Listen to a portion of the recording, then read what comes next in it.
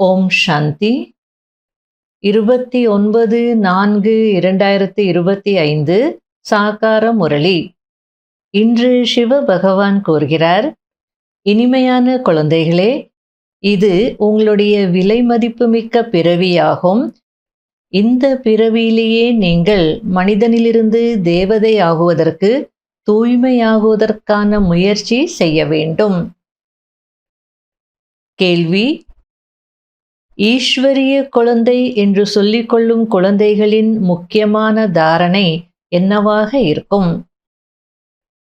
பதில்: அவர்கள் தங்களுக்குள் பாலும் சர்க்கரையும் போல் மிக மிக இனிமையாக இருப்பார்கள். ஒருபோதும் உப்பு தண்ணீர் போல் கரிக்க மாட்டார்கள். தேக அபிமானத்தில் இருக்கும் மனிதர்கள் தவறாக தலைகீழாக பேசிக்கொண்டே சண்டை போட்டுக்கொண்டே இருப்பார்கள். குழந்தைகளாகிய உங்களிடம் இந்த பழக்கம் இருக்க முடியாது. இங்கு நீங்கள் தெய்வீக குணங்களை தாரணை செய்ய வேண்டும், கர்மாதீத நிலை அடைய வேண்டும். ஓம் சாந்தி. தந்தை குழந்தைகளுக்கு முதலில் ஆத்ம அபிமானியாக ஆகுங்கள், தன்னை ஆத்மா என்று புரிந்து கொள்ளுங்கள் என்று கூறுகிறார். நான் ஞானக் கடலாக இருக்கிறேன். குழந்தைகளாகிய உங்களுக்கு ஞானம் கூறுகிறேன். எந்த ஞானம்? சிருஷ்டியின், அதாவது நாடகத்தின் முதலிடைக்கடையின் ஞானம். இது படிப்பாகும். தந்தை உங்களை இந்த படிப்பின் மூலம் மனிதனிலிருந்து தேவதைகளாக ஆக்குகிறார். மனிதனிலிருந்து தேவதை ஆகுவதற்காக தான் நீங்கள் வந்திருக்கிறீர்கள். அவர்களும் மனிதர்கள்தான், இவர்களும் மனிதர்கள்தான். தேவதைகள் தூய்மையான மனிதர்கள், மற்ற அனைவரும் தூய்மையற்ற மனிதர்கள் என்பதை அறிவீர்கள். அவர்கள் தேவதைகளை வணங்குகிறார்கள். தேவதைகளை தூய்மையானவர்கள் என்றும் தங்களை தூய்மையற்றவர்கள் என்றும் புரிந்து கொள்கிறார்கள். ஆனால் தேவதைகள் எப்படி தூய்மையானவர்களாக ஆனார்கள், ஆக்கியது யார் என்று எந்த மனிதர்களுக்கும் தெரியாது. எனவே தந்தை தன்னை ஆத்மா என்று புரிந்து கொண்டு தந்தையை நினைவு செய்வதில்தான் உழைப்பு இருக்கிறது என்று புரிய வைக்கிறார். தேக அபிமானம் இருக்கக்கூடாது. ஆத்மா அழிவற்றது. சம்ஸ்காரமும் ஆத்மாவில்தான் இருக்கிறது. ஆத்மாதான் நல்ல அல்லது தீய பழக்கங்களை கொண்டு செல்கிறது. ஆகையால் இப்பொழுது ஆத்ம அபிமானிகளாக ஆகுங்கள் என்று தந்தை கூறுகிறார். இது உங்களுடைய விலை மதிப்பு மிக்க வைரத்திற்கு சமமான பிறவி என்று சொல்லப்படுகிறது. கர்ம கணக்குகள் இருக்கத்தான் செய்கிறது. எனவே இப்பொழுது தந்தை கூறுகிறார், தன்னை ஆத்மா என்று உணர்ந்து தந்தையாகிய என்னை நினைவு செய்து கொண்டே இருங்கள். இந்த பயிற்சி இருக்கும் போது பாவ கர்மங்கள் அழியும். தேகமுடையவன் என்று நினைத்தால் விகர்மம் விநாசம் ஆகாது. அதாவது உங்களுடைய இந்த வாழ்க்கை மிக மிக வேல்யூபிள், வைரத்திற்கு சமமான பிறவிதான். இருந்தாலும் கர்ம கணக்குகள் இருக்கும் தானே. ஆகையால பிரச்சனைகள் வரும், நோய்கள் வரும், எல்லாமே வரும். ஆகையால என்ன வாழ்க்கையோ என்னவோ அப்படின்னு டிப்ரெஸ் ஆகக்கூடாது. தன்னை ஆத்மா என்று உணர்ந்து தந்தையை நினைவு செய்துகிட்டே இருக்கணும். இந்த பயிற்சி இருந்துகிட்டே இருந்ததுன்னா பாவங்கள் அழியும் அப்படின்றார். நான் தேகமுடையவன், எனக்கு மட்டும் ஏன் இந்த மாதிரி பிரச்சனைகள் வருது, என் தலையெழுத்து மட்டும் ஏன் இப்படி இருக்கு அப்படிலாம் நினைச்சிட்டு இருந்தீங்கன்னா விகர்மம் விநாசம் ஆகாது. எல்லாத்துல விடுபட்டு ஆத்ம உணர்வுல இருக்கணும். ஆத்ம உணர்வுல இருக்கிறதுக்கான பயிற்சி செய்யணும். பாபாவை நினைக்கிறதுக்கான பயிற்சி செய்யணும். அப்ப எல்லா அதிருஷ்டமும் கிடைச்சிடும், பாவங்கள் அழிஞ்சிடும் அப்படின்னு சொல்லிட்டு இருக்கிறார். இது சகஜ யோகமாகவும் இருக்கிறது. அதே நேரத்தில் சிலருக்கு மிக கடினமானதாகவும் தோன்றுகிறது என்று தந்தை கூறுகிறார். அடிக்கடி தேக அபிமானத்தில் வந்து தந்தையை மறந்து விடுகிறார்கள். ஆத்ம அபிமானி ஆகுவதற்கு நேரம் எடுக்கிறதல்லவா? உங்க கஷ்டம் எனக்கு புரியுது அப்படின்னு சொல்லிட்டு இருக்கிறார். இருந்தாலும் பிராக்டிஸ் பண்ணிட்டே இருங்க அப்படின்றார். தேக அபிமானத்தில் வருவதினால் இல்லாத பொல்லாத தலைகீழான விஷயங்களை பேசுவது, சண்டையிடுவது போன்றவைகள் நடக்கிறது. நீங்கள் உங்களுக்குள் பாலும் சர்க்கரையும் போல் மிகவும் இனிமையாக இருக்க வேண்டும். ஒருபோதும் உப்பு தண்ணீர் போல் கரிக்க கூடாது. இங்கேயோ நீங்கள் தேவதை ஆகுவதற்கு தெய்வீக குணங்களை தாரணை செய்ய வேண்டும். கர்மாதீத்த நிலை அடைய வேண்டும். இந்த ஷரீரம், இந்த உலகம் பழையது, தமோ பிரதானமானது என்பதை அறிவீர்கள். எனவே பழைய பொருள் மீது, பழைய சம்பந்தங்களின் மீது வெறுப்பு வர வேண்டும். வெறுப்பு வருதுன்னா உள்ளுக்குள்ள நமக்கு அதன் மீது ஆர்வம் இருக்கக்கூடாது. மற்றபடி அவங்கள வெறுக்கணும் அப்படின்னு சொல்லலை. பழைய உலகம், பழைய சரீரம், பழைய சம்பந்தங்கள், நான் இதிலிருந்து விடுபடணும், மாட்டிக்க கூடாது, கர்ம கணக்கை ஏற்படுத்திக்க கூடாது அப்படின்ற அந்த ஒரு வைராகியம் இருக்கணும். தேக அபிமானத்தின் விஷயங்களை விட்டுவிட்டு தன்னை ஆத்மா என்று புரிந்து கொண்டு தந்தையை நினைவு செய்ய வேண்டும். அப்போதுதான் பாவங்கள் அழியும். நீங்கள் ஈஸ்வரிய குழந்தைகள் அல்லவா? இறைவனின் உதவியாளர்கள் என்று பாடப்பட்டிருக்கிறது. தூய்மையற்ற பாரதத்தை தூய்மையாக்குவதில் நாங்கள் தந்தையின் உதவியாளர்கள் என்று நீங்கள் சொல்கிறீர்கள். யோகத்தில் இல்லாததால் மாயை சாப்பிட்டு விடுகிறது. பகவான் நமக்கு கற்பிக்கிறார் என்பதை குழந்தைகள் அறிந்திருக்கிறீர்கள் என்றால் பிறகு நியமப்படி படிக்க வேண்டும். இல்லையென்றால் மிகவும் குறைந்த பதவி அடைவீர்கள், நிறைய தண்டனைகள் அடைவீர்கள். ஒவ்வொரு குழந்தையும் தன்னுடைய மனநிலையை சோதனை செய்ய வேண்டும். நான் தந்தையின் நினைவில் எவ்வளவு நேரம் இருக்கிறேன், தெய்வீக குணங்களை எந்த அளவிற்கு தாரணை செய்திருக்கிறேன் என்று சோதனை செய்ய வேண்டும். தனக்குள் சோதிக்க வேண்டிய முக்கியமான விஷயம், எனக்குள் எந்த அவகுணங்களும் இல்லைதானே? என்னுடைய உணவு முறைகள் எப்படி இருக்கிறது? முழு நாளும் தேவையில்லாத அல்லது பொய்யான விஷயங்களை பேசவில்லை தானே என்று சோதனை செய்ய வேண்டும். ஷரீர நிர்வாகத்திற்காக பொய் பேச வேண்டி இருக்கிறதல்லவா?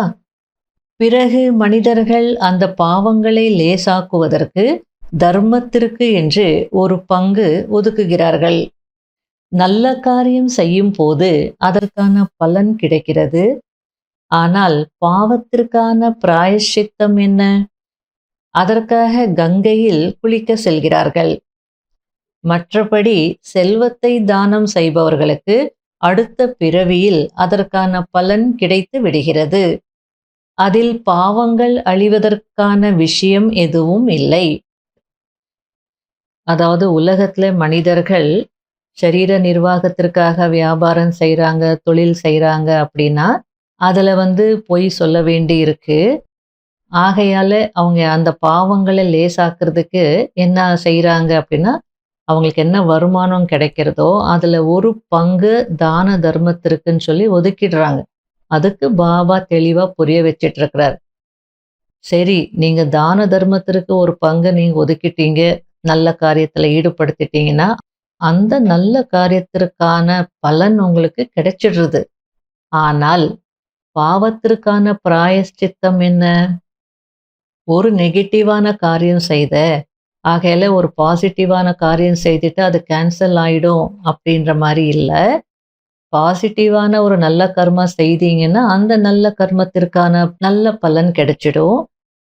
ஆனால் ஒரு நெகட்டிவ் கர்மா, பாவ கர்மம் செய்தீங்கன்னா அதுக்கும் கண்டிப்பா தண்டனை இருக்கும். அதற்காக கங்கையில போய் குளிச்சிட்டிங்கன்னா அந்த பாவங்கள் எல்லாம் போயிடும்னு சொல்ல முடியாது. அதுல எல்லாம் பாவங்கள் அழிவதற்கான விஷயம் எதுவும் இல்ல. ஆத்ம உணர்வுல இருந்து என்ன நினைக்கும் போதுதான் உங்களுடைய பாவங்கள் அழியும் அப்படின்னு சொல்லிட்டு இருக்கிறார். அவர்கள் ஈஸ்வரனுடைய பெயரில் இன்டைரக்டாக செய்கிறார்கள்.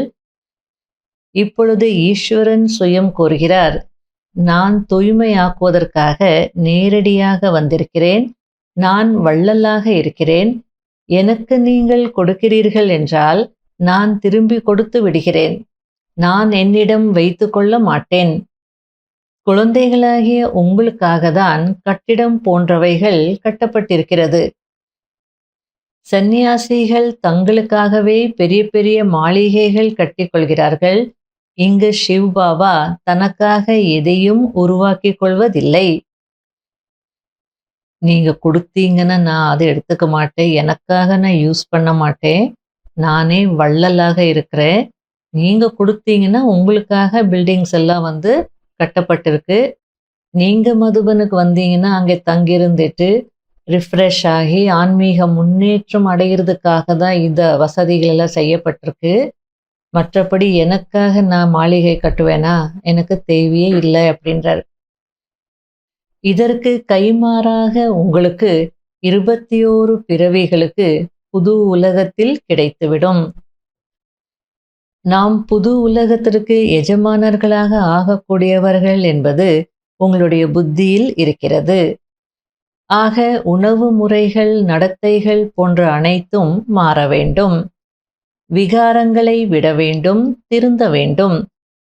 எந்த அளவிற்கு திருந்துகிறீர்களோ பிறகு ஷரீரம் விடும்போது உயர்ந்த குலத்தில் பிறவி எடுப்பீர்கள். இனிமையிலும் இனிமையான தேடி கண்டெடுக்கப்பட்ட செல்ல குழந்தைகளுக்கு மாத்பிதா பாப் தாதாவின் அன்பு நினைவுகள் மற்றும் குட் மார்னிங். ஆன்மீக குழந்தைகளுக்கு ஆன்மீக தந்தையின் நமஸ்காரம். கடைபிடிக்க வேண்டிய முக்கியமான சாராம்சம். முதல் பாயிண்ட், தனக்குள் சோதனை செய்ய வேண்டும். நான் தந்தையின் நினைவில் எவ்வளவு நேரம் இருக்கிறேன்? தெய்வீக குணங்களை எந்த அளவிற்கு தாரணை செய்திருக்கிறேன்? எனக்குள் எந்த அவகுணமும் இல்லைதானே? என்னுடைய உணவு முறைகள் மற்றும் நடத்தைகள் ராயலாக இருக்கிறதா? வீண் விஷயங்களை பேசுவதில்லை தானே? பொய் பேசுவதில்லை தானே என்று சோதனை செய்ய வேண்டும். இரண்டாவது பாயிண்ட், நினைவின் சார்ட்டை அதிகப்படுத்துவதற்கு நாம் அனைவரும் சகோதர சகோதரிகள் என்ற பயிற்சி செய்ய வேண்டும். தேக அபிமானத்தில் இருந்து தூர விலகி இருக்க வேண்டும். தன்னுடைய மனநிலையை ஒரே சீரானதாக ஆக்கிக்கொள்ள வேண்டும். அதற்காக நேரம் ஒதுக்க வேண்டும். வரதானம், 5 தத்துவங்கள் மற்றும் 5 விகாரங்களை தன்னுடைய சேவாதாரியாக ஆக்கிக்கொள்ளக்கூடிய மாயையை வென்றவர் சுயராஜ்ய அதிகாரி ஆகுங்கள். எப்படி சத்யுகத்தில் விஸ்வ மகாராஜா மற்றும் விஸ்வ மகாராணியின் ராஜ உடையை பணியாளர்கள் அவர்கள் பின்னால் தூக்கி கொண்டு நடப்பார்கள். அதேபோல் சங்கமயுகத்தில் குழந்தைகளாகிய நீங்கள் மாயையை வென்ற சுயராஜ்ய அதிகாரியாகி பட்டங்கள் என்ற ஆடையினால் அலங்கரிக்கப்பட்டு இருந்தீர்கள் என்றால் இந்த 5 தத்துவங்கள் மற்றும் 5 விகாரங்கள் உங்களுடைய ஆடையை பின்னால் தூக்கி கொண்டு நடக்கும். அதாவது அடிமையாகி நடக்கும். அதற்காக திட சங்கல்பம் என்ற பெல்ட்டினால் பட்டங்கள் என்ற ஆடையை டைட் செய்யுங்கள். விதவிதமான ஆடைகள் மற்றும் அணிகலன்களால் அலங்கரிக்கப்பட்டு தந்தையின் கூடவே இருந்தீர்கள் என்றால் இந்த விகாரங்கள் மற்றும் தத்துவங்கள் மாற்றம் அடைந்து உதவியாளராக சேவாதாரியாக ஆகிவிடும். ஸ்லோகன், எந்த குணங்கள் மற்றும் சக்திகளின் வர்ணனை செய்கிறீர்களோ அவற்றின் அனுபவங்களில் மூழ்கிவிடுங்கள். அனுபவம்தான் அனைத்தையும் விட பெரிய அத்தாரிட்டி ஆகும். அவ்யக்த சமிகை. சுயம் தன்னை தந்தையுடன் இணைந்திருப்பதாக நினைப்பதின் மூலம் அழியக்கூடிய துணையை உருவாக்கிக் கொள்ளும் எண்ணம் முடிந்து போய்விடும். ஏனென்றால் சர்வசக்திவான் பாபா துணைவர் ஆவார். எப்படி சூரியனுக்கு முன்பு இருள் நிலைத்திருக்க முடியாதோ, அதேபோல் சர்வசக்திவானுக்கு முன்னால் மாயையின் எந்த வீணான சங்கல்பமும் நிலைத்திருக்க முடியாது. எந்த ஒரு எதிரியும் தாக்குவதற்கு முன்பு தனியானவராக ஆக்கிவிடுவார்கள். எனவே ஒருபோதும் தனியானவராக ஆகாதீர்கள். ஓம் சாந்தி.